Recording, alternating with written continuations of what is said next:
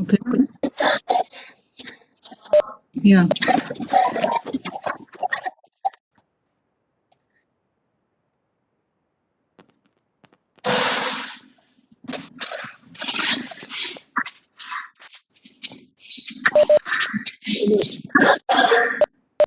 Okay. So a very good afternoon to everyone and a happy new year to all. I'll be briefly talking about the crisp points about whatever we have been discussing in last 1 week, how to minimize the exposure to blood products in preterm neonates.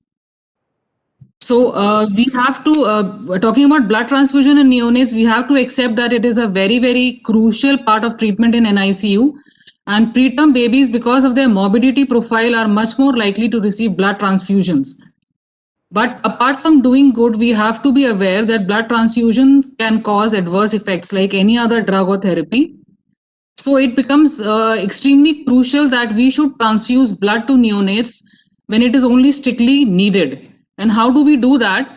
We can do that by adopting transfusion guidelines, which can help us to avoid unnecessary transfusions. Otherwise, if we are subjectively transfusing, then we more likely tend to over transfuse or transfuse when it is not indicated.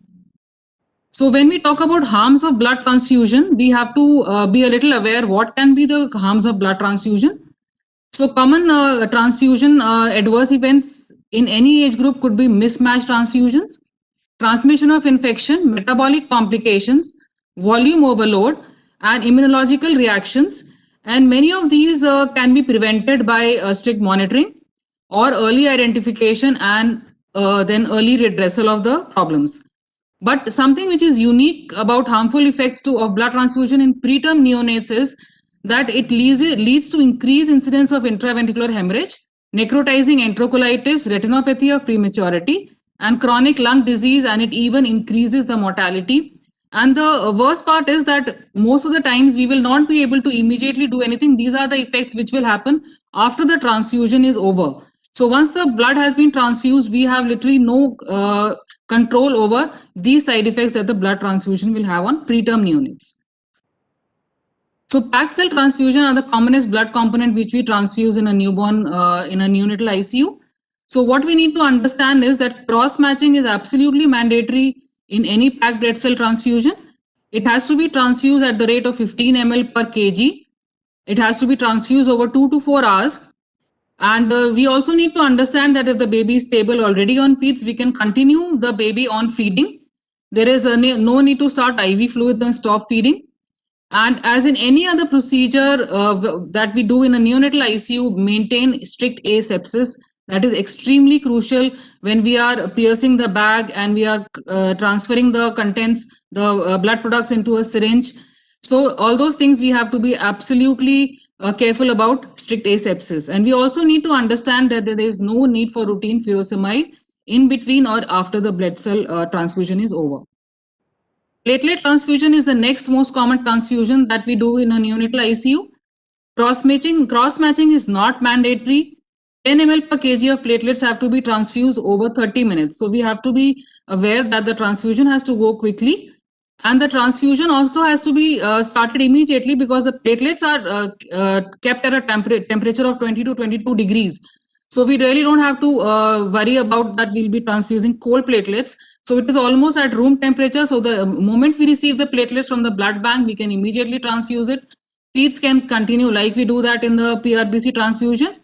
And as at every step, we insist that strict asepsis has to be followed. Now, when we are seeing that the blood product transfusion can have harmful effects, so how do we monitor for them? So the first and the foremost is that after we decide, we have to reconfirm that whatever indication we had thought of transfusion is actually existing. So the baby does actually need a transfusion. Proper documentation about the blood bag number, the blood group, the date of collection, and all those things have to be done, and it has to be written on the patient's file. Consent has to be taken from the parents. And then again, we keep insisting that strict asepsis has to be maintained. And how will we come to know about whether the baby is actually started developing some adverse events? So for that, we have to monitor the vitals. So baseline before we start the transfusion, then every half an hour, and after the transfusion is over for at least 2 hours, we have to keep monitoring the patient's vitals, which will be temperature, saturation, heart rate, respiratory rate, and urine output. Then rate of administration we have to decide depending upon what is the actual dose that we have to give and over how much time. So if we are giving an infusion pump, we have to set the rate accordingly. And if we do not have an infusion pump, we are giving through a BT set, then we have to be more careful about what rate of administration the blood product is going. And then we have to be constantly careful about whether there are any local site complications like extravasation or not. Now we also talked about jaundice. Now, why did we talk about jaundice when we are talking about blood products? Is because the if we have we early identify the jaundice and start effective phototherapy, then we will be needing less and less of exchange transfusions. So, how do we identify jaundice early? One is visual, in which we do by just naked examination of the baby, and we have to be careful that it should be in broad daylight or white light. It can be done by a transcutaneous bilirubinometer if you have one, or and when indicated, then bilirubin estimation should be done. Now, when do we absolutely need a bilirubin estimation is then when we have visible jaundice within the first 24 hours of life in a baby. Any clinical jaundice in a sick preterm baby must be confirmed by a blood investigation. Transcutaneous bilirubinometer, if we are using and the levels are within 3 milligrams per deciliter of the phototherapy threshold or more than the threshold for phototherapy, we have to definitely send a blood sample. And once the phototherapy has started, the transcutaneous bilirubinometer is not reliable. So if we have to monitor the blood serum bilirubin levels, we have to send a blood sample. So once we decide that the baby needs phototherapy, it should be started immediately. Good irradiance should be at least 30 microwatt per centimeter square per nanometer. And the phototherapy should be kept as close to the patient as possible so that it is more effective, that is around 15 centimeters. And we have to also ensure that the maximum surface of the body surface area of the baby is exposed. For that, we can either use a double surface phototherapy, that is from the top and from the below, or we can use two phototherapies from the side of the baby. And the bilirubin sample should be repeated 12 to 24 hourly unless there is evidence of hemolysis, in which we may have to repeat the samples 6 to 8 hourly. We also have to be careful that while we are giving phototherapy to the baby, we have to constantly give some supportive care in which we need adequate hydration, but that does not mean IV fluids. So no routine IV fluids unless otherwise indicated. We can continue the feeds to the baby, and if the phototherapy bilirubin level is not an exchange zone, so we can interrupt the phototherapy to continue breastfeeding. We should be careful that we have covered the eyes properly, and we have to monitor the temperature of the baby regularly. Now, exchange transfusion has to be done if the total serum bilirubin level exceeds the threshold for exchange in a baby who's receiving intensive phototherapy and to the maximum surface area, or at any level if we find for signs of acute bilirubin encephalopathy. But we have to be careful that the typical signs of acute bilirubin encephalopathy may be missing in a preterm child. So if we suspect that the baby has acute bilirubin encephalopathy, irrespective, even if the threshold levels have not crossed, we must immediately go for exchange transfusion. So coming to the strategies which we can adopt in an NICU to minimize blood transfusion is, one is delayed cord clamping, on which we have had good discussion in the last 1 week. So minimum by 60 seconds, that is 1 minute, and we can delay it up to 3 minutes.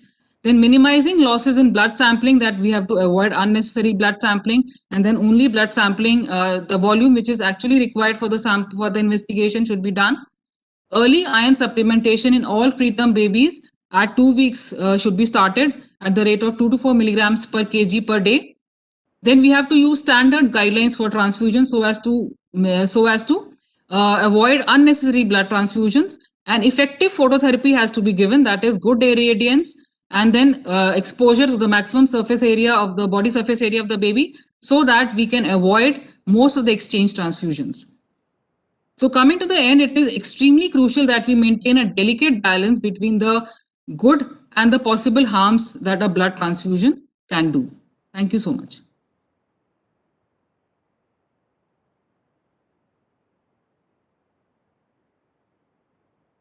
Thank you so much, Dr. Ruchi, for summarizing the week's learnings. And it was indeed a very practical and a very crucial and important intervention which we do in NICU, and it has to be a very careful procedure to be done. Why? Because it may be life-threatening at times if we are not checking the blood properly, and if we are not doing the exchange transfusion timely, it can actually lead to long-term delays and long-term adverse outcomes. Thank you. So we have a few questions. I would first like to welcome the faculty of the week. We have with us Dr. Ruchi Rai, Dr. Bijan Saha, Dr. Debashish, Dr. Baby Mandal, these are the manifestations you may find in other conditions also. But in a jaundice infant, you should be very careful. Second important thing is that in the stage 2, where the baby may be irritable or there may be high fever, or sometimes baby may throw seizure. And third, finally, is that the stage 3 encephalopathy, baby will show opisthotonous posture, still cry, and sometimes baby may be unconscious. About the Kernicterus is a late manifestation. Actually, it appears after 2 to 3 months after the baby develops acute bilirubin encephalopathy. And Kernicterus, usually there may be symptoms which can tell you that baby had bilirubin encephalopathy in neonatal life. One is that there may be staining of the teeth, there may be gas nystagmus, or there may be some hearing impairment or staining of the teeth. So these are the late manifestations. But when we treat the baby jaundice, we should see the acute bilirubin encephalopathy. And lastly, sometimes any baby who has jaundice and showing encephalopathy, one test should be done that we should not forget is the assessment of the hearing. And many of these infants would have impaired hearing. And after that, then neurodevelopmental follow-up. I think I answered the queries of Nivedita. Yes. Dr. Vijayan, I think Nivedita, the few things which we can notice in the early stages, baby being lethargic and tone abnormalities. Later on, as Dr. Vijayan summarized, there can be a lot of other tone abnormalities as well as hearing and vision defects. So another question, Dr. Debashish, for you, please. Dr. Debashish, are you there? Devashish was there. Yeah, he was there. I think he can hear us. Dr. Debashish? Devashish, please unmute. Devashish, unmute. Yeah, the question is sunlight helps to reduce the bilirubin levels? A common question asked by the relatives and the patient's mother and parents is whether they can be kept in sunlight and it can reduce the jaundice or not. Dr. Debashish? If Devashish is not there, can we take the question? Dr. Ruchi? Yeah. Okay, you can take Dr. Yeah, please. See, although bilirubin management of jaundice was first detected in sunlight only, but we do not encourage babies to be kept in the sunlight because the UV light may cause more harm. So sunlight is not recommended. So evidence does not suggest that baby should be kept in sunlight for reduction of bilirubin. Otherwise, actually, initially, how the bilirubin was detected, it was detected, and how it came into that phototherapy came into clinical practice, as because it is a nurses meeting. So way back in 1960s or 70s, in the hospital of Yorkshire, so the one sister who was there, Sister Jenny Ward. Sister Jenny Ward used to keep the preterm babies in the sunlight, and then in the evening she used to keep the babies in the NICU or neonatal unit. But what was seen in the babies is that some of the places of the skin were pale and some of the there was yellowage. So the resident doctor told that why this has happened. Some places are pale and some places are stained. Then they thought that sister has applied for some betadine or some iodine there. But the nurses say that no, for the premature baby, I want to give them some good air and the sunlight. And then first it came to their mind that perhaps sunlight has got some effect which causes reduction of the bilirubin.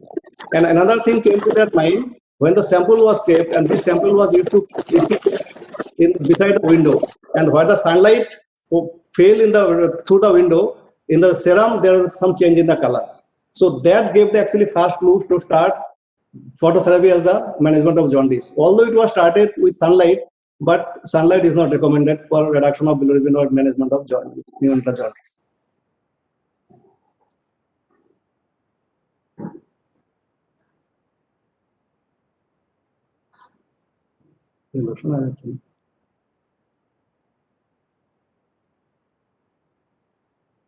Thank you, Dr. Bijan. Thank you. Dr. Debashish, would you like to add to it? The question was initially for you, I think.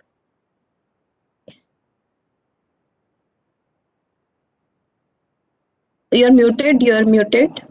Please unmute, Dr. Debashish. Okay. Okay, I think we cannot hear him. I think Dr. Vijan has summarized it very well. The phototherapy wavelength is quite different from the broad wavelength which is available in the sunlight, so it's not recommended. Dr. Lakshmi, afternoon. A question for you. Why, Dr. Lakshmi, can you hear us? Yeah, I can. Yeah. Why irradiated blood is needed for a newborn baby? Why it is recommended?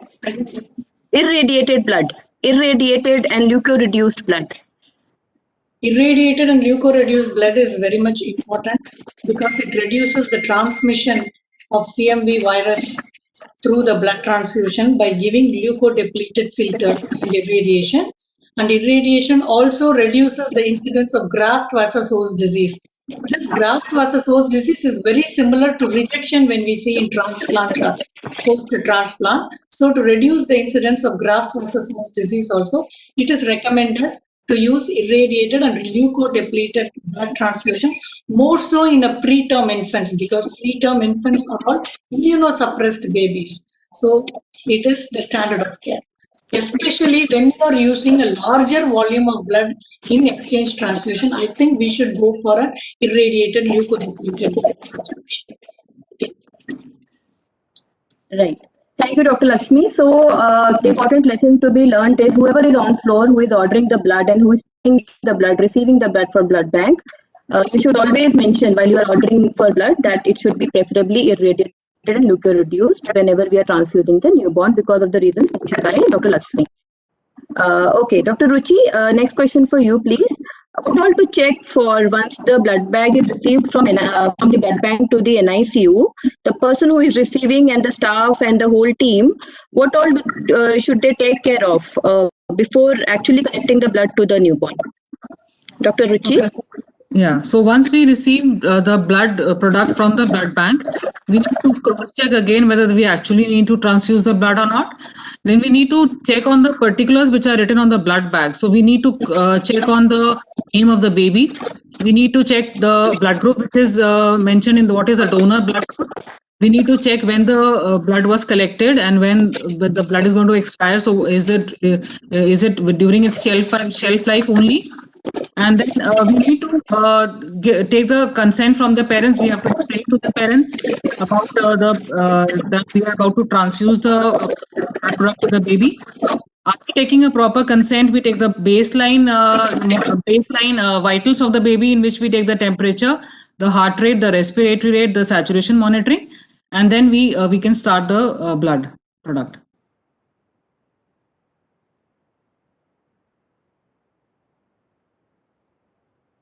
Then we also need to be careful about the volume that we have to transfuse.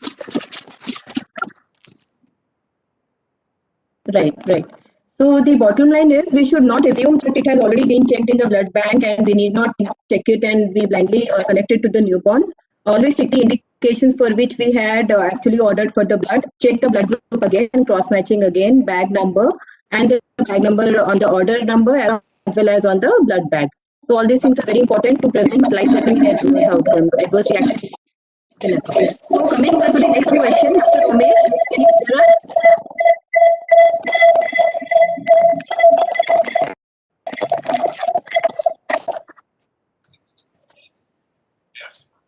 Dr. Ramesh, are you with us?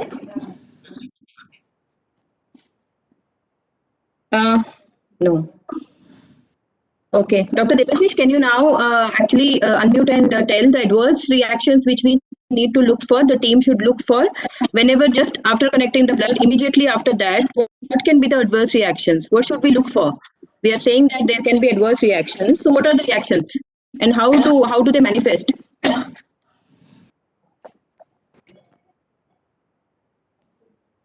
I think there is no audio. Dr. Bijan, you can take over, please. The adverse reactions. What will be the manifestations in terms of vitals and to the team on floor? How will they check? Please unmute, Dr. Bijan. Please unmute. When the blood transfusion is given, actually first 15 to 15 minutes, transfusion should be very slow to know the adverse effect. One of the adverse effects that might happen, sometimes there may be tachycardia, there may be tachypnea, sometimes respiratory distress, or baby may be in shock, or there may be acute febrile reaction. What is to be done? That is the reason when the blood is transfused in the first few minutes of life, these are the things that should be very much careful. One is nurses or doctors should record the baby's temperature, baby's heart rate, baby's respiratory rate, then baby's work of breathing, and sometimes baby may show hypertension and shock. So because there may be there may be febrile reaction, there may be acute pulmonary edema that may show the acute signs of acute pulmonary edema. So these are the things that should be very careful. And if there is some problem, then immediately why the first few minutes of yes, I have unmuted actually.